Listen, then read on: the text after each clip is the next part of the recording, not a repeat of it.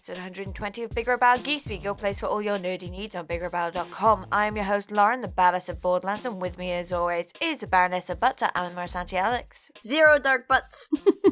And the jaunty, jubilant juggler of Joe. Hello. Hello. What? Can't get my J's out today. Okay, so kicking off with our time waste of the week, courtesy of Joe. Yeah, so this is something cool that I saw that Rooster Teeth have started doing. It's a new series on their channel called Master and Apprentice. So This is one for all the cosplayers out there and people that like to make stuff. Basically what they do is a weekly series, and it's like little videos that are sort of 10 minutes long, where they've got this master production designer dude who's like worked in the industry for like 14 years on movies and all sorts, making, you know, props and stuff. And he's working with a guy from Rooster Teeth who's like a noob. He knows nothing about it. And so he's kind of showing him how to do it. And they just make some amazing stuff. So like in the first episode, they made this big round gun thing from Destiny, which just looked incredible. Oh, I saw the picture of that. I didn't know what it was. So that's what it's from. And then they've also did an episode where they made a retinal scanner that would be like in Blade Runner, which was really cool. Oh, sweet. And I think they've just done one for custom lightsabers, and they've also done a thing, but the video hasn't come out yet, for a motion scanner from Alien. So nice. It's ever so cool. And the thing I like most about it is that the production values are really high, so it's so professionally put together. But it also has like a really nice tone, like a friendly tone, because obviously there's this one guy teaching the other guy, and it's just, they're both really, really good on camera, and they have a good sort of rapport and charisma. And so, yeah, it's a really cool little series, and they're only little videos, like 10 minutes long, and they're full of really, really useful tips for anyone that likes cosplay and stuff. And I know there's loads of people that do that. It's a really cool thing to do. So, yeah, it's a good little series. Not gonna lie, the word Apprentice leaves a sour taste in my mouth. Yeah, it's nothing to do with that show. Like, no. Ignore The Apprentice, and this is much, much better. Yeah, I may have to watch it because I've got a few video game weapons. Were made for me by my father. And my E11 from Star Trek fell off my wardrobe and broke yesterday. So I need to get that fixed. So maybe I'll try and fix it myself by watching that It's show. really cool. Like, they give you loads of handy little tips, and it's not like cheap, quick and dirty cosplay. They're actually making things like properly, with proper techniques, and it's really cool. So if you've got any sort of interest in stuff like that, I can definitely recommend. Fantastic. All right, so go check that out. I do like Rooster Teeth stuff. I watch Ruby a lot, and the Funhouse guys are really, really good. But, guys, we have a lot of news this week. It's news. There's actual news now. Christmas is done. Everyone's kind of recovered, and now there's actual news. Also, we kind of lied. We said we're not going to talk about Overwatch, and we're going to talk about Overwatch. I'm sorry. We can't help it. Gabriel knows my feels. Gabriel knows my feels. All right, so kicking off, Overwatch, Pokemon. Hang on, this is a sentence. What does that mean? So what this is basically Pornhub released their lists for what topped their searches for last year. No, I understand that. It's just this sentence doesn't make sense to me. Do you mean Overwatch and Pokemon? Overwatch dominated? and Pokemon. There we go. Just stumped me then. So Overwatch and Pokemon dominated Pornhub's most popular game characters of 2017. Was there a particular Pokemon or just Pokemon in general? Well, it's mostly Pokemon in general, I think, but Misty, obviously, Misty is the big one. Yeah. And yeah, it's Diva, Mercy, and Tracer for Overwatch. They're like the top three. Oh, what a surprise. I know, what a surprise. They don't want Reaper? See, that's exactly what I was thinking. Why do you not want Reaper? I think Reaper would actually be pretty good at sex. He's too edgy. When he ults, he does this whole rotating and moving fast bit. Imagine if only one part of him rotated and did the moving fast bit. I mean, why don't we get any, like, Soldier 76 daddy porn? Like, you know, it's just... Winston for the furries. The opportunities are endless. See, this is why I think more women should watch porn, because it's dominated by male choices. Yeah. I want some Reinhardt porn. What about some Reinhardt porn? That would be good. Yeah, come on. He's a sexy older gentleman. I could go for that. But yes. Roadhog is super fuckable. Are you with me? Admittedly, I don't want Ash Ketchum porn because he's underage. He's 10. Well, that is, he is in the list. It's the only male character. And then there were 2 non-human entries, which were Gardevoir and Pikachu. Like, there's Pikachu porn. I mean, wait. Who's Gardevoir? Is it Gardevoir? Gardevoir? I don't know what it is. Gardevoir. Anyway, I'm Googling. I don't know enough about Pokemon, really. Oh, God of War. No. No. What? Gardevoir? It's a Pokemon. Look at the agenda. It's a pocket creature. Well, that's a very strange thing to fuck. Is it? I need to look. Oh, it's the flower one. Yeah. She looks like a flower lady. Yeah. Yeah, Gardevoir. I mean, she's a psychic Pokemon, so I see the possibilities. That's made me think of the Emma Frost scene from X-Men First Class. Oh, I see. I get it. Yeah, because she's like the guy's tied up on the bed. People listening, just Google Gardevoir, and it's like garden but with devoir at the end. And yeah, you'll get it. But Pikachu is the funny one because he's electric. So you know, that's some kinky as stuff cute there. as he is, that's going to get a bit risque. You need a safe word, and Pika's not going to cut it. Pika! No, the one I saw, it might have been because there was a really, really messed up parody one last year, parody in extreme air quotes, where people dressed up as like the characters, and it was a woman painted yellow with like black makeup on around the eyes and like red cheeks. That is gross. And this kind of like weird. Yeah, I've seen people like you've seen them for Halloween costumes, like slutty Pikachu. I mean, what? Oh no, it's not even that. It is obtuse. Pokemon Pikachu porn. Sorry. Oh, your search history is going to be great. My search history's been messed up for a long time. Images. So yeah. And obviously, one other person that we should mention that's also rounded out the top 5 apparently was Lara Croft. Well, so, that's not I mean, that's pretty there. standard. She's been in the list for probably the last 20 years. So it's just, I just find it really hilarious. Like, you know, it's pretty much to be expected that Overwatch would dominate, but Pokemon, come on. Well, it's a very popular franchise. What can I tell you, Joe? And I mean, again, with all their powers, the opportunities are boundless. So I can kind of see the appeal. I mean, I don't really want to have any kind of intercourse with that flowery thing. But that's maybe, I don't know, she's just might be not my type of Pokemon. You know, Pikachu's very cute, but I'll give him a cuddle. I'm not going to, like, you know, get down and dirty with Pikachu. Oh, that's not right. Sorry, something I shouldn't have. Well, you are searching on this topic. Why are you surprised you found something that maybe you shouldn't have? This one is not something I would expect. I'm going to tell you. You can get it out. Someone put a Pikachu plushie up her vagina. Oh, why? That's just... Yeah. I know, right? Oh, this is taking a horrible turn. But yeah, this news article just kind of made me laugh, and I liked the wording of the article as well, where it's like Blizzard's hero shooter shot itself over much of the chart, with Diva, Mercy, and Tracer nailed the top 3. Counted as a threesome, they notched up a combined 10 million searches, and Pokemon's Misty beat off competition from Tomb Raider's Lara Croft to fill out last year's top 5. I mean, honestly, it's just whoever wrote that article was just having a field day, really. So, I know. Yeah.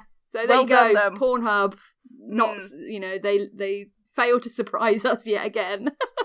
Yeah, on a related, yet completely separate note, Overwatch League is now on. Yeah. So you can watch that on Twitch, and they did the whole thing on the game where they added all the skins from all the different Overwatch teams that apparently cost $5 to purchase if you want them, which is its own ridiculous thing. You get one free one. Yeah, you get one free one. Some of them are quite good. Lauren, what the hell are you posting? Please stop. I don't need to see any of this. There you go. Ugh. Good lord. I helped. I told you it's messed up. Look. I put the images in. Even the lady playing Misty looks uncomfortable. For the reference, there is a screenshot from Pornhub where there are actors playing Brock, Misty, Ash, and the girl who's completely covered in yellow with kind of a Pikachu-style ears glued onto her face and looking quite bold and... She's got a ball cap on, yeah. I like what's on Ash's hat. It's a dick. Yeah, it's a dick. Anyway, Anyway, can we move on from this and go talk about Overwatch League? Anyway, so skins is a thing that they added, cost $5, a bit ridiculous, but whatever. It's a whole different conversation. Go and listen to someone like Jim Sterling who rages about this all the time in a more coherent manner than I can ever do. But other than that, Overwatch League is now live on Twitch, and all the teams are playing against each other. And one thing because I've been watching a little bit of it, and God, the production values fantastic on this thing. The stage, the way they arranged the screens, how they did that, the graphics. Before they start the match, they show the pictures of the map, and it's kind of overlaid behind the players on a series of protruding screens and all around them, and it looks incredible on the screen. I can't imagine how must it look when you're actually sitting in the theater, or whatever you call it, where you watch esports. And you actually, like, one of your walls and all around you turns into that map. It must be absolutely incredible. Yeah. I think if anyone watched before, they did pre-season for Overwatch League, so they did a lot of matches there. And if you're watching Overwatch World Cup, so you already know some of the commentators and people who are there just, to narrate and talk about experiences. So all that is familiar.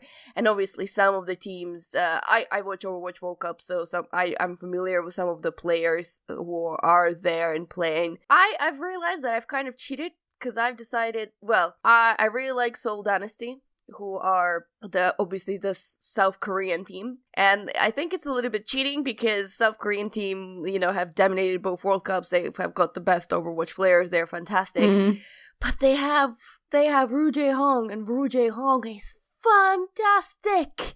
He's the Ana player like no other. It's crazy the stuff he can do with Ana. It does make me laugh, like the London Spitfire team is 100% South Korean. I just, I think it's amazing. Like, just, they're not even shocked about it or ashamed about it or anything. Just like, we just wanted the best players. It doesn't matter. It was funny because I was watching the most fantastic match. Actually, that's the match I was going to recommend. If you're not sure whether you want to watch Overwatch League or not, watch the match between Dallas someone and Seoul Dynasty. I can't remember, but there's a Dallas team and Seoul team, and the Dallas team is supposed to be American, and it's the one that got the most cheers out of the crowd. So clearly, it's got the more star value out of all the other teams. Those two, and they're kind of front runners because they're two best team, kind of the best Asian team against the best, I don't know, North American team or like American team or on that continent. And they were, when they started playing, the crowd was cheering USA, USA, and the commentator went, "Hang on, there's one USA player on Dallas. You can't cheer USA."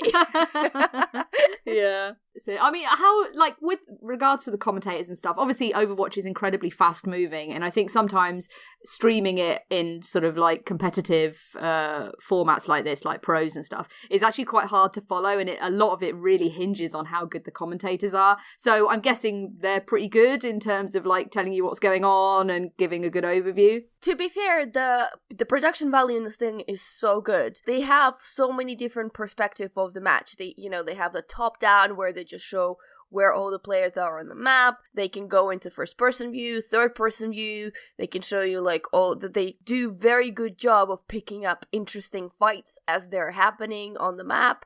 So it's pretty much all great. And the commentators, like, there's stuff that I'm missing about some of the players, because I've obviously not been watching every single match. So some of the players, they're telling, oh, this player, wasn't doing so very well in the blah blah and hasn't been making good ults and all that kind of stuff. And that kind of goes over my head because I don't know a lot of them. Like, I know a couple like super famous one, like Ru Jae-hong and Miro and Seagull and stuff like that. But other than that, it goes over my head. But I think they do a fairly good job, and you will miss something. But one thing that you will definitely see is the tactics. If the team has a plan, you'll see that plan very well executed, or them trying to do it in like a great manner, and you'll understand what they're doing. And they're very good at showing, team combinations, and if there's like an important bit, they will play a replay. So as I said, like, it's done as professionally as you would expect if you're watching the Prime League of football or whatever they call it. I don't know football. And you know, they do all this sort of rewatches and rematches and the replays, and they tell you all about them. This is just the same type of quality. Cool. Fantastic. We've also been showing the League live on the projectors over at the Scenario, and we're going to be showing it at Secret Weapon next weekend. Mm-hmm. Come watch. Come watch and have fun. All right, next, Snowpiercer TV adaptation officially given series order. Yeah. I've never seen the movie or read the comic, so... Most people in this country have never seen the movie because it was never actually released here. Which is like something that people have been going on about for years. Like it's almost impossible to get hold of it through legal means in this country, which is a real shame because apparently it's an amazing film, but for some reason the distributor just fell through and it's never been shown in the UK. But yeah, so there's a TV series that's been picked up based on it. I don't know if people aren't aware of what Snowpiercer is. It's a film from Bong Joon-ho, and it starred Chris Evans, John Hurt, and Tilda Swinton was in it, and it was kind of like a sort of a post-apocalyptic weird sci-fi film where basically the remains of humanity are just on an enormous train going around the globe, and it's kind of split into class distinctions and stuff like that. So it's a really clever film, apparently. I've never had the opportunity to see it. I really hope that with this TV series getting sort of picked up, that maybe the film will see the light of day in this country. Isn't that the one with Chris Evans? Yes. Yeah. So Chris Evans is in it. Honestly, it was really fascinating as to why it never was released here. It is so weird because the director is well regarded. Can you not buy it on Amazon or something? No, I mean, you can get like an import, but you have to have obviously a Blu-ray player that will play an import. But like an Amazon Videos, no? I've never seen it available on UK sites. Okay. I heard a rumour that it was on Film 4 once, many a moon ago, but I swear it's been on something. Like I say, I've never had the opportunity to see it. Yeah. No, it's not on Netflix at the minute. No, it won't be. So a TV series, like I say, has been picked up, and the director from Doctor Strange did the pilot, so apparently that sort of bodes well, and we should get a full series at some point. There's been no date set, so we'll have to kind of just wait and see on this one. But yeah, could be pretty interesting. It could work quite well as a series. It's interesting stuff. Yeah, I'm just looking at it now. You can get a Blu-ray of it, but you can't actually watch it online or streaming or anything like that. But is the Blu-ray a region 1? Oh, okay. I just found a cool website called decider.com, where you put in a movie and it tells you where you can stream it. Oh, that's interesting. It says region B/2. We're region 2. That's interesting. Hang on. I need to Google. Yeah, Google. Because that would be hilarious if they've actually like stealth released it. Yeah, see, that's Europe, so it should play, I think. I would have thought so. That's interesting. I've never seen that available before. Well, get on it, Joe. I might have to just take a punt and just try it. Yes, I might have to get on that. For some reason, I thought we were region 1. No, that's America. We're region 2. Okay. Maybe the Americans don't get it. I don't know why that sounded as exciting. It's like, take that, America. I did not mean to sound that way. Yeah, see, there's a review here where someone said that they watched it last night on Netflix, and I'm like, well, that's obviously in America. Yeah, that ain't us. Oh, if they get it on Netflix.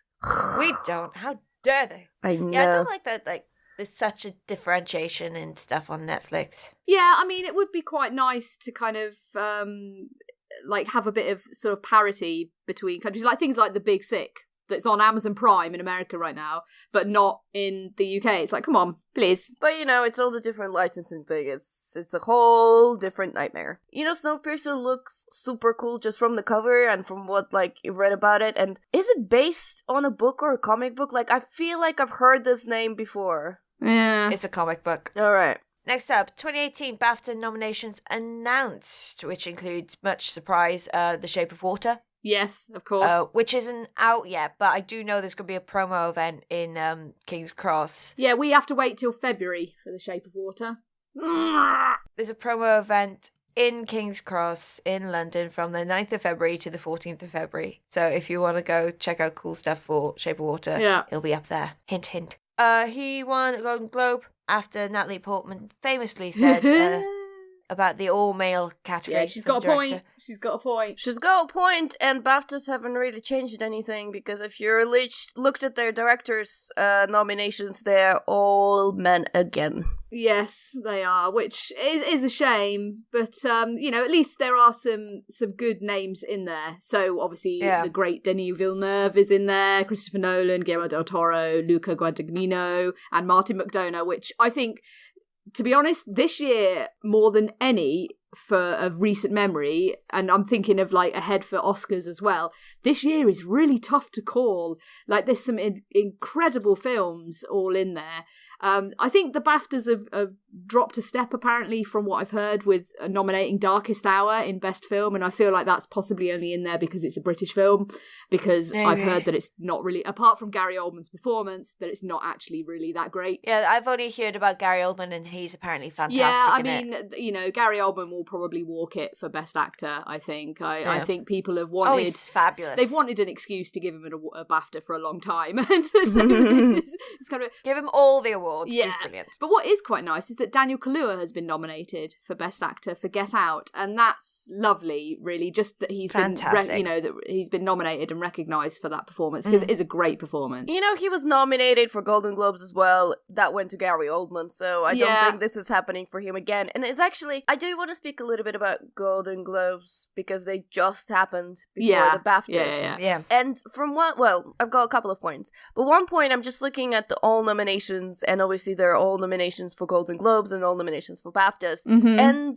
as much as a lot of names and films deserve to be there, I do feel like people just watch the same and nominated the same 10 movies for absolutely everything, and there is stuff that is absolutely overlooked. Yeah. I don't feel strongly advocating for some of the stuff, because some of them I just missed in the cinema or I haven't watched, but I did think that Mark Kermode made a strong point with some of the stuff the BAFTAs missed. One of them being Raw, which just sounds absolutely interesting. Yeah. And there was another one, especially that there was a British film, which I can't remember, but the name of, but I remember it had the girl from Game of Thrones.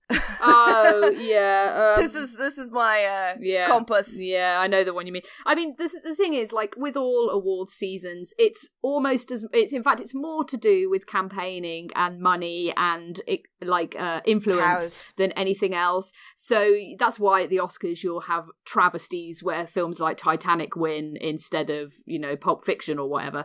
I don't think that was the same year, but it's stuff like that where the right film almost never wins. I mean, I don't know. Do you not think Moonlight shouldn't have won last year? That's really tough. I think it's a great film, but I don't know. I feel like it won, and this is not a slight on the film at all, because I think Moonlight is absolutely fantastic, but I feel like it won because Hollywood needed to sort of make amends for their terrible track record of recognising films like that. So yeah, I feel like it was right to win, but perhaps not because it was the best film. I don't know. It's really weird. I mean, this year, for BAFTA, looking at the best film lineup, Dunkirk is in there. That's a great shout. Call Me By Your Name, another great shout. The Shape of Water is apparently incredible. We don't get to see it till next month. 3 Billboards, I'd love that to win. Apparently that's amazing. Yeah, I mean, it's standard awards season stuff, really. What I do really like, though, that lovely Hugh Grant has got a little nomination for Best Supporting Actor for Paddington 2. That just made me really happy, because, if there's an actor that's had like a proper resurgence over the years and who's worked really hard to kind of... He's reinvented himself, yeah, exactly. Really. And, it's just really nice that he's been recognised for that role, because, Oh, I love him. Yeah. Apparently he said, like, oh, thank you for nominating me in character of his character from Paddington 2, which was absolutely adorable, but... Who is his character? I can't remember the name. I haven't watched Paddington 2 yet. No, I've not seen it either, unfortunately. Is he an animated character? No, it's live he's a real action. character. It's Paddington 2. Alright, cool. No, because when you said it, it's like, what? Does Paddington have a friend now? No, he's the baddie of the Paddington 2. Oh, okay. So it's something Buchanan. I can't remember his first name. Yeah, I don't know. I do not know. So it's it's a pretty decent year for BAFTA, not outstanding. Like there's some definite sort of omissions, like you say, and like Mark Kermode picked up on and stuff. But I'll be interested to see. And what's also quite nice is that Stephen Fry has stepped down, and I love Stephen Fry, and he's always done a great job. But it's quite nice that we're getting someone fresh, and that person we're getting to present this year is Joanna Lumley. That's why I was thinking fresh is a relative term. But that's just brilliant. I think Joanna Lumley is inspired for BAFTA. I think that's she's all right. I think that's great. I can't wait. I think she'll be Googling brilliant. who she is? Oh, She's Alex. from AbFab. Sorry, I don't know every single person. If she presents it in Patsy style, then She's not going to do Patsy. She's but going. if we could dream. So what did she do? Look, explain to the uninformed who doesn't know who Joanna Lumley is. She was Patsy in Absolutely Fabulous. So Yeah, that's means what nothing. most people will know her as. She's a lovely actress. She's done quite a few different things, and she's also like an activist for a lot of different things. And she's just like a proper classic British good egg, really. So it'll be quite good, I think. I don't know when they are. When actually are the BAFTAs? Sometime soon. Yeah. Oh yeah, she's in Ella Enchanted as evil stepmother. Oh, Sunday, 18th of February. Sunday, 18th of February. That's fairly close. Have you guys actually watched Golden Globes? Either of you? No. No, I saw some clips. Like I watched Oprah's acceptance speech, which was really quite something. Yeah, no, I didn't really watch the whole thing. I mean, I think this year was actually worth watching because of the whole protest and Time's Up movement. Yeah. Which was interesting. So for those who don't know, a lot of kind of outstanding and powerful women in Hollywood grouped up together to create Time's Up movement to help those who are being sort of harassed and sexually harassed, especially in the industry, but not only in Hollywood, but in other industries as well. And they've created a fund to help them financially in a way, but like to sponsor kind of legal support and stuff like that. Yeah. And because of that, they had the whole movement where everybody dressed in black for this year's Golden Globes, which some people don't like. Some people. I thought it was great. I think it was a great fantastic. process. Like, and it just was the dominant theme for the awards. Yeah. Like, not just because of the visuals and obviously so many people wearing black, and obviously like a lot of the men were supporting it too, which was great. They had the little badges on the lapels. But also what actually won for things was quite telling. So like Big Little Lies picked up some awards for like Nicole Kidman and Alexander Skarsgård. So that was, it was really, I think it was an interesting ceremony from what I saw of the awards. Like I didn't actually watch the whole thing. I did watch the whole thing, and there is one thing that I'll do mention, and it's not so much as slight, but it is an observation. So obviously there was a lot of speaking out on the topic, and obviously Seth Meyers, who was the host for this year, he did touch the whole harassment thing in his speech. But what I thought was a bit of a missed opportunity, so while pretty much every single woman that stepped on the stage to accept an award spoke on the topic, the men kind of didn't. Yeah. And I don't know if because they feel uncomfortable speaking on that, or they feel like they can't speak on the topic or something like that. But I did think in many cases there was a missed opportunity. So remind me the name. He's the guy who is in the Free Billboards in Ebbing, Missouri. Plays a racist cop. Was Woody Harrelson? No. Sam Rockwell. Sam Rockwell, there you go. So, Yeah. So he came in, and I think from what I understand about that movie, he had an opportunity to say something meaningful instead of, just normal thank you. And in fact, I love Alexander Skarsgård. I love him to bits. But his role, and I don't really want to say what it is specifically, because I do think Big Little Lies is so worth watching if you haven't. Yeah, it's brilliant. I think it's on Now TV now. It is, in the UK. it is. Yeah, so do watch it if you can, because of what his role was and how incredibly topical and relevant is the situation today. He could have come out and said something, and he gave the standard, and it's not like they have to, but it did feel slightly one-sided. I wonder if for a lot of them, where they were perhaps feeling like they didn't want to try and ride the coattails of a movement for their own benefit, if they didn't have anything to add or say from their own personal experience or something. Basically, I think a lot of them were trying to kind of show support without looking like they were jumping on it just because it's the popular movement right now. So I think that it works both ways. But yeah, I agree. I think people like Alexander Skarsgård, who were who his character is definitely relevant, he could perhaps have highlighted it, maybe. But maybe they were trying to like minimize his time on the stage, so there's more times for women to speak out. I mean, not really. Gary Oldman spent a good old time talking on stage. So I don't think that was the issue, but... They were probably just trying to keep it about the awards. I mean, it's an awards ceremony, and that's why they were there. It's good that so much attention was paid to the movement, because it's obviously really, really important and a good thing that it's happening. But yeah, they don't want to have it dominate.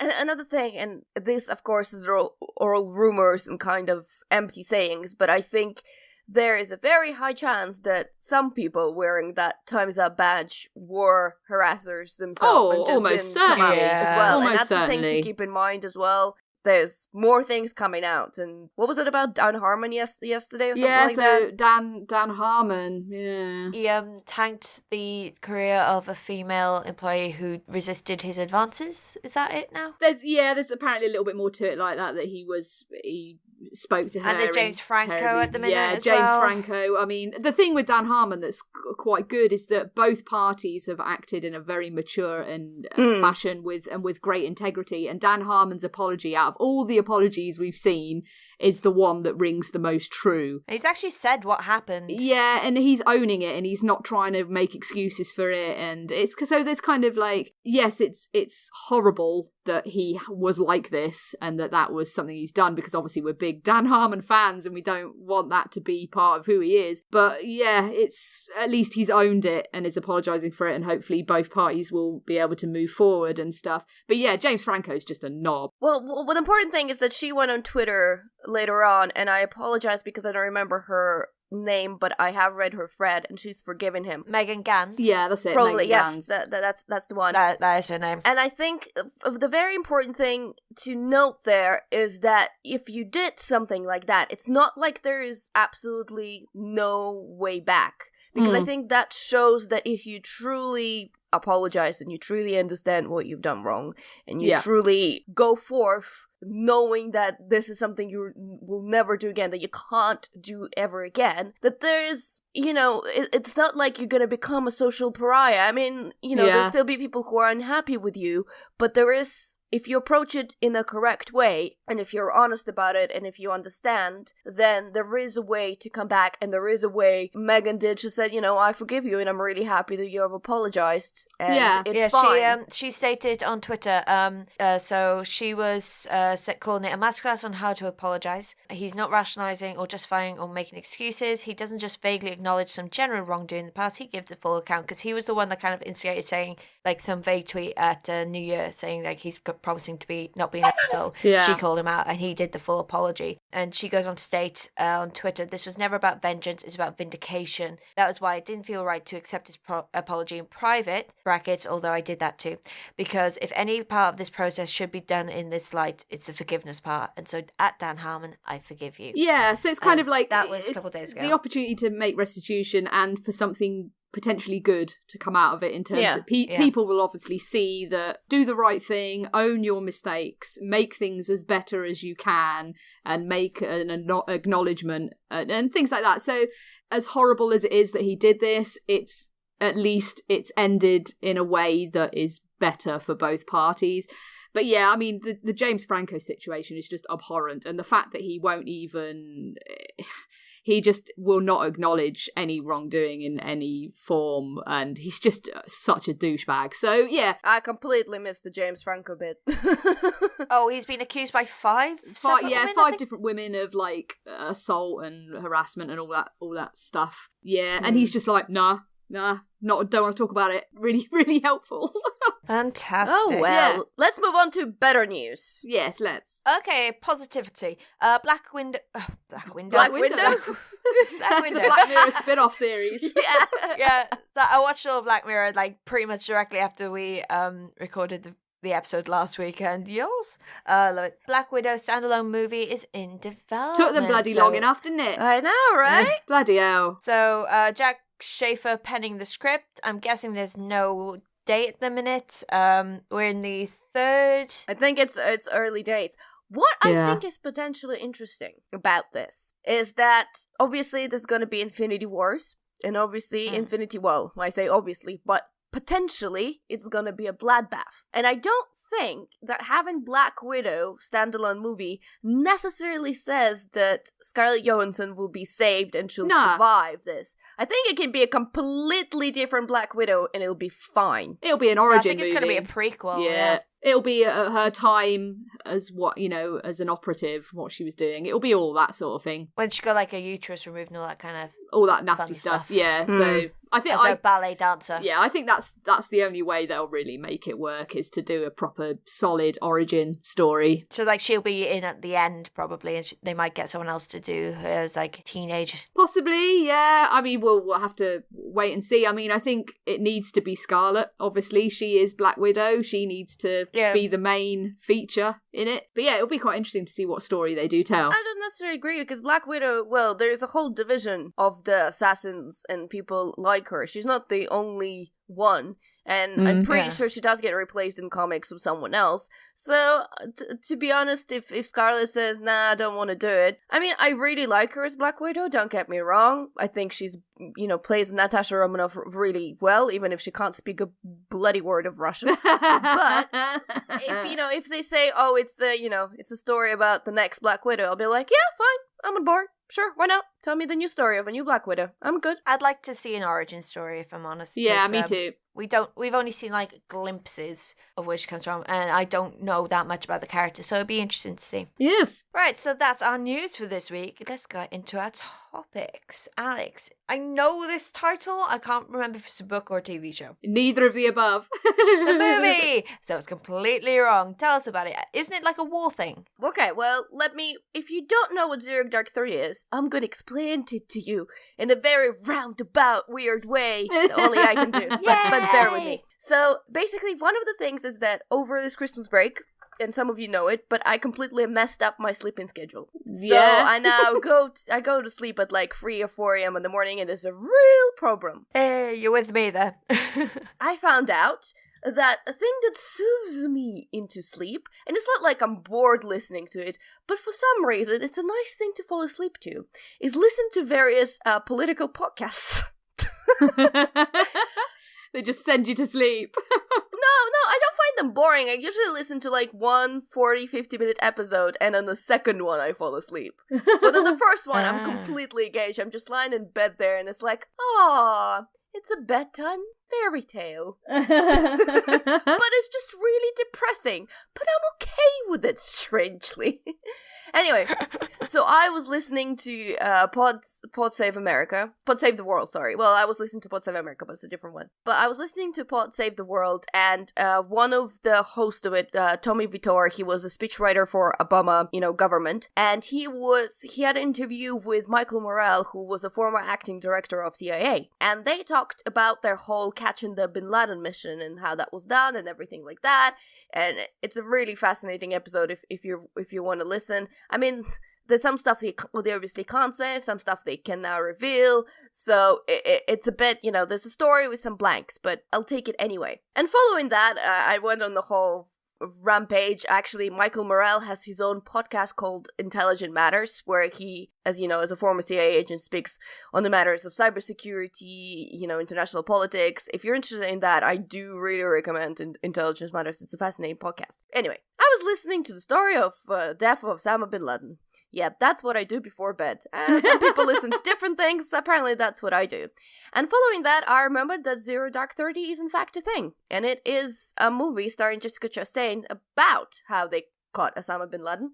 And it was directed by Catherine Bigelow of Hurt Locker fame. She also directed Point Break, which I think is a very important thing that a lot of people forget, which is one of the best movies of all time. It's amazing. Oh, God. What is it about? I feel like I'm missing a joke. Keanu Reeves. Keanu Reeves as a FBI surfer agent. And she means the original. Patrick Swayze as it's so good. You just watch definitely the original. Do not watch the remake. Okay. But yes, you need to watch Point Break, the original with Keanu Reeves. It is wonderful. But yeah, she directed that, so. Okay. She sounds absolutely fantastic just from the list of movies she's directed. Oh, she did Strange Days as well, which is another absolute fantastic film. Very much of its time. She's a fantastic director. Yeah, she's brilliant. But yeah, carry on. Sorry. So Zurich Day 30, I believe, won an Oscar whenever that was nominated, 2013 or 2012. Yeah. So, it's a high caliber of a movie. And Jessica Chastain plays Maya. She's the operative that is on the hunt for Osama bin Laden. And the movie lasts for about a decade. So it starts when the Maya is kind of a newbie operative coming into, the whole hunt. And she comes into the point where they're interrogating a detainee, and she kind of like feels awkward from all the torture.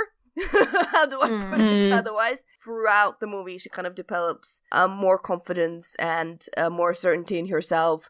And there's some great stuff, because she obviously has to, assert her opinion in the kind of male-dominated agency in many ways, and that shapes her character in a lot of ways. This movie is fantastic, and it's kind of a topic that maybe you should watch, that kind of thing. I will say it's because of its sort of like almost a documentary style. There isn't going to be like crazy character progressions or touching monologues or stuff like that. I mean, you only really care or understand about Maya. She's the central character. She's the one that brings you into the story. She's the one that movie knew they had to grab you with, because if you don't care about what happens to Maya, you're not going to care about the whole movie. And Jessica Chastain, like, she's fantastic, so of course she does that. She's so brilliant in that movie. When I watched it, there are parts of it that I'm like, okay, I think I missed the point there, but I'm just going to get along, because there is names and connections and ops, and it's not, they don't go in full explanations, and they don't chew it out for you. So you kind of get the main track of the movie, but sometimes you don't understand how they go from one detainee to another, what was the link before there, because they do have a conversation about it, but it's because it's sort of in a style of how those agents would talk to each other, you would miss it, and they don't, as I said, chew the scenery for you and don't chew the dialogue for you, and they explain kind of the main points, but not the minority of it. So I would say if you watch it and you're kind of like, I'm not sure what's going on, I think it's fine for this movie, as long as you understand the main arc of it. And they go through the whole thing, from when she started, and it's a whole hunt for Abu Ahmed, who was like a courier for Osama bin Laden. And he was the one that eventually catching him was essential, because he knew where Osama bin Laden was. So just following him, he found his house. And from his house, they were able to do the op. One thing that I would also add, like, it has the most bizarre cast as well, because Chris Pratt is in this movie. There's some other, like, Jennifer Echley is in there, which is understandable. I don't have anything against Jennifer Echley, but the Edgerton fellas are in there, like Joel Edgerton. Yeah, Joel Edgerton and Nash Edgerton. James Gandolfini is there. Is a side. Oh, so I miss him. James Gandolfini. Mark Strong. So all the type of people. I love Mark Strong. And they might appear for like one scene and you'll never see them again, but there's just really surprising actors. That's basically Zero Dark 30. A really fascinating story, even if it's, a little bit made up, but it gives you a good overview of what happened. And I forgot how long ago that was. It still feels to me like yesterday. I know, I mean, yeah. So yeah, that was, the whole operation took place in 2011, and this movie was finished in 2012. And I think what was really interesting is that when they started working on this movie, they decided just to work on kind of like a hopeless hunt for Osama bin Laden. Yeah. That was the premise of the movie. And then he got caught and they were like, okay, now we have the ending. Great. That turned out well for us. It's got a happy ending. Yeah. Well, not for him, obviously. But yeah, it's on UK Netflix for anyone who wants to watch it. Joe, you've been watching something that is also on Netflix. This is also, yes, on the UK Netflix. It's something that's kind of been looking at me on the dashboard for quite a while. I've been thinking, yeah, that looks fun. So it's a show, like a little 4-part documentary series that Netflix have made called The Toys That Made Us. And so each episode focuses on a particular famous landmark toy. So episode 1 was Star Wars. Episode 2 was Barbie. Episode 3 was He-Man, and episode 4 was G.I. Joe. So it is kind of like American based, because G.I. Joe was kind of successful everywhere, but it's action, more, man. Yeah, it was more of an American thing, really, G.I. Joe. But yeah, so the thing that's really, it's absolutely fascinating. So it's all sort of behind the scenes and interviews with all the key players in this toy's development. So the Star Wars one, for example, it takes you through when no toy company in the world wanted to do it. So like Mattel and Hasbro were like, nah, we're not interested. This film looks rubbish. We're not going to make any toys for it. And then this small company called Kenner in Cincinnati, Ohio, picked up the license for an absolute song. Like they only had to give George Lucas and Lucasfilm 5% of the revenue from merchandise for this deal. Oh man, they must have been happy afterwards. They were they like, made bank. Bingo! Obviously it made them. They just were stratospheric with the climbing. I mean, it all sort of ended in the end, and Kenner ended up being bought out by Hasbro sort of further on down the line. But George Lucas detested that deal, and so well, of course he did. So he tried to get out of it as quickly as he could, and he declined to be interviewed for the film, coincidentally. Of course he did. But yeah, so it was just absolutely fascinating, and the way that the documentary is done, it has quite a fun tone, and they sort of supplement the interviews with behind the scenes footage and like adverts from the time and photos, and also little animations that they've put together that are just really kind of fun. And it's just a really nice documentary series, like a nice nostalgic reminder of where these toys came from and what relevance they had to so many people and their history and where they're going from here. So it's a really nice little series, so I can definitely very much recommend it. Fantastic, because it keeps staring at me, and it's like, Yeah. it's got Darth Vader staring at me, and then Barbie is like, Yeah. those are two things that made my childhood. What's going on? Oh, it was fascinating as well, like some of the toys that were made and how they came to be, like G.I. Joe, where they've got this enormous 7'6" aircraft carrier that people actually bought it. Like people had this enormous thing in their houses, and it was just absolutely fascinating. Like the toys where they came from and what didn't make it, like some prototypes for like Star Wars that never saw the light of day. So it's a really cool little series, and I can definitely recommend watching it if you have sort of even just a passing interest in toys and the history of toys. Star Wars thing is a new level because people are actually genuinely collecting every single piece of Star Wars toy there possibly is. Some people have marvelous collection, and there are podcasts and programs where people sit and discuss them as well. There's my dad. Not listen to them. I've not listened to them because I don't have that much interest in Star Wars toy beyond, Lego. But yeah, it's fascinating to me that it's a whole other world. Absolutely insane. It's like a diversion of the toy industry. Yeah. But nah, it's like a huge thing. Oh, people. it's nuts. Yeah. And what was quite, like, they picked up on in the Star Wars episode, particularly, of the counterfeit ones that started to appear in other countries. They're so there's hilarious. like the range called War Stars and then Star Wart. And they'd be like, they changed the name of the character by one letter, so they'd be like Darth Vader, and and the documentary kind of has this tone of sort of having fun with it, really, rather than being like, oh, it's terrible, these counterfeit, oh, it's so serious. But it's just like, yeah, check this out. So it's really fun. It's got a really nice style and tone, and yeah, it was good fun. Fantastic. My dad still has some of the original on the on card. Oh, those Kenner, like the original Kenners, woo, they are incredibly collectible. They will be mine one day. That's the main thing you're looking forward to inheriting. Screw everything else, property, money. Give me Star Wars toys. Oh, see, I want my mum and dad's records. I was talking to my dad about it. It's like, right, you can give Luke the house. That's fine if you like splitting it up. You're trying to do it evening. You're not giving him your stuff because he will just sell it. That stuff comes to me. That's my inheritance. I want the jukebox, I want the pinballs, I want the toys. Thank you. Lauren, now you also have to explain why your brother's name is Luke, for those who are not immediately obvious.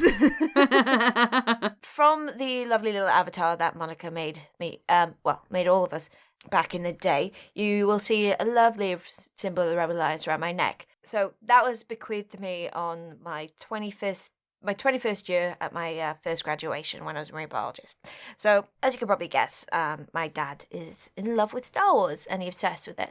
So he named my brother Luke when he was born and called him Yoda when he was a baby because he had really, really pointy ears and looked like Yoda. Then I came along and my mum wouldn't let him call me Leia. I know.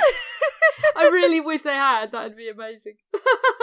So I got named Lauren after Lauren Bacall, but like my brother, he is named for the franchise and isn't as in love with it as I am. And oh no. every day growing up, I pretty much threatened my mum that as soon as I was able, I was going to change my name to Leia because there was too many Laurens and Lauras and stuff in Wales. And then I got to the age and I realised how much of a ball ache it is. Oh, So I was like, yeah. nah, I'm Yeah. alright. Yeah, so I didn't. Parents are a bloody pain sometimes. But it's something we share. And he's the one that makes the replica video game weaponry that I have. And now he's moved on to Game of Thrones a little bit more. He still collects Star Wars. He hated the new movie. Ooh. Hated it. But he, if you go on my Instagram, you can see his collection of Game of Thrones weaponry now. He doesn't make these ones. These ones he gets. He has a sword guy now, which is fantastic. And this is also part of my inheritance. So I get swords and guns. I just Okay. get a ton of classic records like Led Zeppelin and Sex Pistols. That ain't and a stuff bad like shout, that. Yeah, that, yeah, that's what I want. I've always said all through the years, like that's the only thing I want is the records. If zombie apocalypse ever happens, we know where to find a good stash of weapons, is all I'm saying. Yeah. Oh, honey, I don't need to do that. I've already got my zombie apocalypse plan. Every place I move to, first thing I do, when I'm scoping out, like, where to live, like, I will go, right, is it fortifiable? Where's the nearest, like, XYZ? Like, I always have a zombie escape plan, because it is potentially, it could potentially happen. Unfortunately, that's one of the threats that could actually happen, and I believe that. If you want to know more, tweet me. Right, so speaking of toys, like I was at Madame Tussauds this week and went back through the Star Wars exhibit, which we went through before our 100th episode, and they had some new toys there at the end. So they actually had like dolls, like girls' dolls, the stereotypical dolls. Yeah. But they had Leia, Rey, and Jin as Nice. like girl toy dolls, like Barbie dolls. It was quite cool. Yeah. Looked a bit weird. Like the best looking one was Rey. Like if I got the Leia one, I'd get it like repainted if I got it now. It was quite nice to see like they had a lot more of a range for stereotypical boys and girls. That makes sense. Yeah. Yeah. But they weren't like girly girls. So like Leia was there, she had a gun, Rey had a staff, and Jin had a gun as well. So they weren't like floofy, they were like female action figures. Yeah, that's which is good. pretty cool. Mm-hmm. Yeah, so I went back to Madame Tussauds this week and did the Alien experience again. Since we went, they have amended it. Oh, have they? Yes. So that was one of the main reasons. So now it is, it's not part of your ticket. You have to pay extra for it, but it gets bundled with the Sherlock Holmes experience. So I did that Okay. as well this week as well. Is it still like a $5? I remember it being just a $5. It's £8 for both. No, but you get both. What if you only want one? I didn't see a sign for that. Well, god damn it. I didn't pay because I know one of the actors who's in it now. So they've upped the amount of actors Oh, cool. in it. There's a little photo experience at the start as well. So when the guy ushers you in, Yeah. he talks you through some stuff. And they get you to stand on a thing and they take a picture of you and something happens on the screen. And then you go through to like the first chamber. And unlike when we were there and we just kind of ran our asses through, Yeah, we just sprinted through screaming. you are held in each room longer. Oh, that's So- better, yeah. There are 4 actors who are guiding you through each area. So when you go into the first area, the guy who introduced you and got you into the whole thing and set up the scene, he's not doing a terrible, no one's doing accents anymore, Oh, good. which is fantastic. A lot better because they were terrible Yeah, accents. they didn't need to do accents either. It wasn't necessary. It felt a lot more immersive because they weren't doing accents and you were just like, okay, that's a bit weird. Yeah. You go in and there's stuff for you to do, so you have to search for an item in the first room. It sounds like they've made it more like the Sherlock Holmes one, because that's very similar, like it takes you through the different rooms. Yeah, that one was really fun. Yeah, it's really good. I was like total teacher's pet when it's just like, I know this, I can do this. You go through that. The bit where we had to pull on the door. Oh, Do you yeah. remember that bit? To get someone out? We didn't do that. Okay. But then someone else came in and another interaction happened. So we ended up, we moved from the first room with the first guy. He stayed there, and then we moved down the corridor into that second area with the door. Yeah. And there was 2 guys in there. Then there was another one, and we got moved through the alien egg section. Oh, yeah. Yeah, and it felt more akin to like the horror rooms of America that I've discussed before, where they're actually like talking to you, making you scared. Because at the start, I screamed my lungs out before we even got there. Because when you're in the queue, like me and the fellow were like literally the only 2 people in the queue because no one wanted to pay for it, apparently. And it was mid-afternoon on a Thursday, so it was pretty dead. Yeah. So we were stood there, and he just burst through the plastic curtains, and we both just screamed. And I was messaging him afterwards, like, "Oh, I hope you had a good time." I was like, "Yeah, you made me like poop my pants." Like I knew what was going on, but it's just like they still scared the bejesus at me. And then they, because like they have flashlights and stuff, and they're like. At one point, the guy was pointing at my fella's shoes and goes, "What's that?" And like goes for his shoes, thinking it's like a face hugger, and like he just jumped a mile. Nice. And this boy's like 6'3" rugby player, so it's hilarious. And then you get to the end where like the xenomorphs are, Yeah. and they're telling you to do something, and because I've been there before, I'm just backing up. Yeah, you're like, you know what's happening. Nope. And he's like, go around there. Nope. Yeah, don't want to. Yeah, so the setup of everything isn't different. So all the rooms are exactly the same as we went through. The difference is how the experience is managed and how you are. That's good. It. So it's like so it takes more time basically to go through, because I did feel like when we did it, obviously it's our own fault because we just bloody sprinted through like idiots. Oh, we missed the xenomorph at the end. Yeah, we were like, what?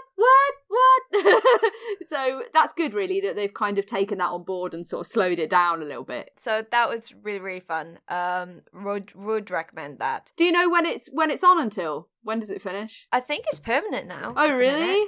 For now, yeah. I want to go again. It was fun. But you know what? As much as I love the whole Alienized experience, I don't think I can stop on Madame Tussauds one more time. Yeah, so I'd pay £8 just to go in and do that and the Sherlock thing. And the Sherlock thing was fantastic. And oh my god. So when we were going through, there was a bunch of people. So this one was a lot more popular when we were going through. And like this dude that seemed to... It says here, I'm just on the website, and it says you can upgrade your ticket for just £5 per person just for Alien Escape. Oh, okay, cool. So I went to the desk and I just saw the sign saying £8 for Alien and Sherlock Holmes. So I'm guessing it's £5 each or £8 for both. Yeah. But the Sherlock Holmes one is definitely worth doing. Oh yeah. So when we were doing it, a lot of the guys started to break character because there was someone there that they thought the Inspector Greg, his name was. Inspector Greg, yeah. The Gregster thought he knew, and he goes, "All right, Callum's mate." And they kept going on about this and giggling and being very, very silly.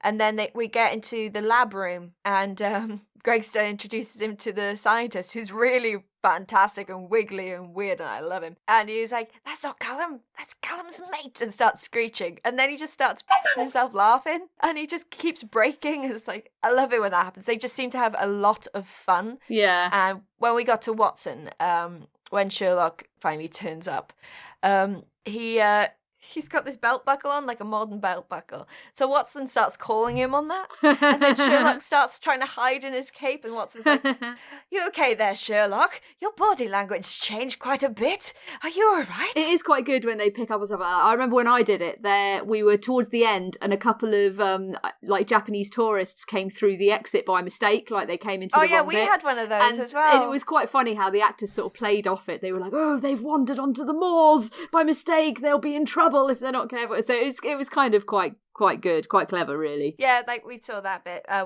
was one woman walking through. It's like, "I'm sorry, darling, you seem to be in the wrong way. Are you looking to meet a bereaved relative?" I or bet it happens happens a lot. I bet it happens a lot. That was utterly fantastic and really good fun. I was kind of disappointed with the actor who played Sherlock. he was very anticlimactic because he was quite tiny. And it's like, you don't seem like an imposing character as Sherlock's Sherlock meant to would be tall. Sherlock's a tall dude. Yeah, he was standing on a coffin and he still wasn't tall. But they did do this whole skit, like, as everyone was leaving, where Watson was helping Sherlock down off the coffin. Nice. And it was just so funny as I just yelled at them, like, you're adorable! And they started doing a little dance. So that was really fun. Star Wars is still the same. I got really, really annoyed because a fella can't do 4D, so we were trying to avoid the Marvel 4D experience and just go straight to Star Wars. Yeah. So we took what we saw was the exit, did that, like, go this way to avoid. Like, fine. We ended up in the gift shop. It's like, all right, so what's happened here? There's no way to bypass the 4D thing to go to Star Wars. I've definitely bypassed it before. I went with my mum once and we didn't do the 4D, but we definitely did Star Wars. So you used to be able to. So when Star Wars was paid. No, we didn't pay for Star Wars. Definitely not. Because when I first when Star Wars started, there was like, you came out there, you go left to the gift shop or right to Star Wars. I was like, fine. But this time we doubled back because we kept looking for where we should have gone and we just kept finding the exits for the 4D cinema. Yeah. So I was like, okay, that's very strange. And we ended up having to like walk back through the Star Wars, which really annoyed me because it was his first time going there. And it's like, it's really nice to like walk down the gangway, like see it all for the first time. Yeah. So, right, just don't look at anything. Just hold my hand. Just don't look at anything. I can't remember how we did it. Like, because we definitely didn't do it that way. Like, when I went with my mum a few years ago, this was definitely not paying for Star Wars, and we didn't want to do the 4D thing, and we just went. Hang on, did you say a few years ago? Yeah, it was maybe 3 or 4 years. I can't remember. Because it was there for when Force Awakens comes.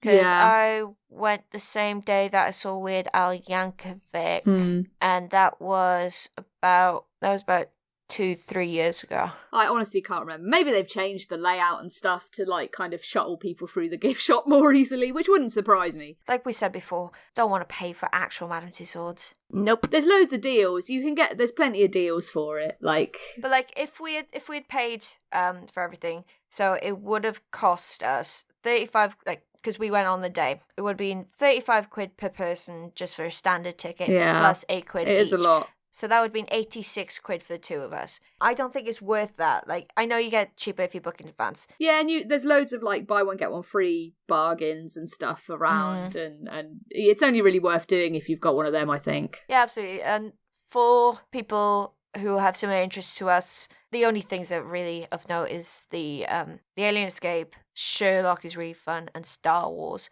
The Spirit of London is ridiculous. It's mental. It's fun. I love it because it's just stupid, so dumb. But like the rest of it, you just go around going, okay, that's a terrible waxwork. That's a terrible waxwork. Oh, I was really upset because Han Solo's hair's gone really, really bad. I was trying to sort his hair out. So I got there and I was like, what have they done to my baby? It's probably like, people touching it all the time. Like, no, sort his hair out. Oh, poor Han. Han Solo needs a new wig, everyone. Yeah, he needs a new wig. They all, like, most of them need a facelift, to be honest. Brilliant.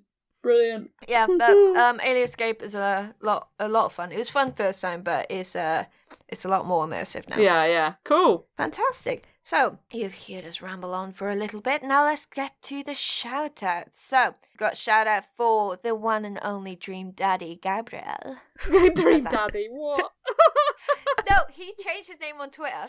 That said, one and only Dream Daddy, hoping Sweet Shrimp sees this. And then he changed it back. I hope nobody noticed. Or something like that. Good lord. So like, I noticed. Will Driver, Stingo, and Dammit. Yay, Dammit! Dammit! He's my favourite. That British movie that I couldn't remember the name of is called Leveling. It just came to me. Oh, The Leveling, yes. Yeah, yes, you might not remember because we talked it right at the top of the show, and now I'm saying the name that might not make sense to you, but trust me, Leveling. Go check it out. Yeah. Leveling. With that girl from Game of Thrones. Yeah. Alright, so thank you for listening to episode 120 of BigRedBarel Geek Speak. If you'd like to get in touch, you can do so on BigRedBarel.com. Leave us a little comment in the forums. You can do so on Twitter at BigRedBarel. Use the hashtag Geek Speak. You can use our personal Twitters. I am at the Sweet Shrimp. I'm a DustedTulip_. I'm at Pixel Ritual. You can also go to iTunes, itunes.com/BigRedBarel. Leave us a little comment on there and 5-star ratings. I think we deserve it. I think we do. You can also go to Facebook, facebook.com/BigRedBarel. Leave us a little comment on there and join our game nights group. We have some lovely games and some lovely people where you can play those games with. You can also go to YouTube, youtube.com/BigRedBarel TV. You can watch it on there. You can leave us little comments on there too. You can check out Alex on Cookies and Booze every Sunday. What are you playing at the minute? Not playing anything because he hasn't started. Because I am too busy with uni at the moment. No, that's fine. It's just because it still says Cookies and Booze, I automatically go for it. You can also go to Tabletop Tuesday in Loading Bar Scenario in Dalston in London town, where you can play a new featured game every single week. Featured games are listed on BigRedBarel.com. Top left-hand corner, there is a static post. All the details is on there, as well as a list of other games, and you can ask any questions to Alex and Tim there. What's the featured game this week? The featured game this week is called Azul. It is a beautiful, gorgeous-looking abstract game. Now, a little plug there. If you want to find out more about Azul, I reviewed it for Tabletop Gaming, so go subscribe. Yay! And, you'll find out my thoughts on Azul. And you could win that just by playing it. You don't even win your round. All you do is play it, let Tim know that you played it, and your name gets put into a prize draw that is drawn at 10:30 that very evening. I run a pub quiz every other Wednesday at Loading Bar I can't remember my own freaking bar. At Loading Bar Secret Weapon in Stratford. The pub quiz is every week, but I host it every other week. So come check that out. Have I missed anything? One thing we forgot actually to mention last week, but BigRedBarel now has official Discord. If you go on a website, there should be a little link to it, and you can join our Discord and chat with us lovely people on there if you want to. Yeah, so join our Discord, say hello, and I think that is it for episode 120. Excellent. So for episode 120 of BigRedBarel Geek Speak, I've been Lauren. I've been Butts. I have been Joe. And we bid you goodbye. Bye. Butts.